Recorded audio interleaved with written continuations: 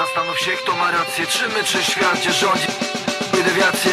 Samochody, pułapki, łapie na tych inspiracjach. Media kolejną ze świata sensację. Nie wytłumaczą tego naukowe publikacje. To destrukcja pisana w ludzką nację. Branżowany umysł bez walutę tworzy na świecie wojny, dramat, przerażenie i smutek. Zastanów się, kto rację ma. To nasza muzyka i nasz sposób patrzenia na świat. A ty co? Po której stoisz stronie? Czy jeszcze masz kogoś, że wyciągniesz powrotny pieniądz do nie? Coraz więcej zbrodni, egzekucji, pistolet w skronie. Cały dzień w wojnach tonie. I tak w kółko, w kółko, w kółko. Widzimy, jak świat jest zły, przegryzając co poranną półką. Nie pochłonie tego zła bermudzki trójką. Przecież pogrążamy się kolejną bójką, kolejnym sporem. Popatrz, jaki człowiek może być potworem, strzelając uciekającym dzieciom w głowę. Jak się tym nie schizować? Muzyka najlepsza rzecz, by odreagować. Świat jest zły, bo są ludzie źli. Jak bardzo sam słowa starcze, trzeba tu zacząć choć protestować.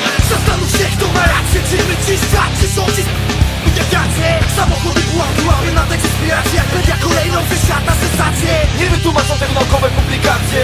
To dyskusja pisana w ludzką nację. Zrealizowany umysł przez walutę tworzą na świecie wojny, dramat, przerażenie i smutek. Zastanów się, kto rację ma tu wokół. Korporacje, sądy, hajsu, maniaków. Informacje to generator strachu. Ludzie pod trzasku, zagabieni w zachód. Ej, co wam doda? Czy wam nie szkoda czasu? Przecież właśnie wasze życie się toczy. To paranoja, nie ma gadasz o czym. Nie widzisz setek mydlą ci oczy. To ty masz moc dziś, to ty masz moc idź. Nie możesz wątpić, trzeba udowodnić przed całym światem. Racja jest nasza teraz. Projekt Intus wraca.